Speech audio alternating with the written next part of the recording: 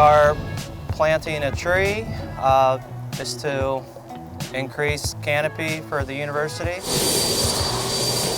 Having the trees on camp, like mature trees, helps people relax.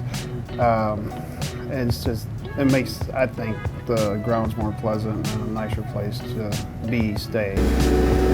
First, we plant with an auger, then we inspect the actual tree, then we like to remove that burlap and the wire basket, then we backfill the dirt, make sure the tree is secure so that it doesn't move with the wind. Then we put 2 to 4 inches of mulch.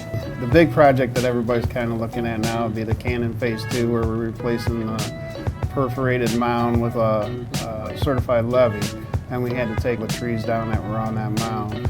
But in the plan, what we're hoping to do is put back closer to 400 or 500 trees. So we really try to stress, replace what you take down.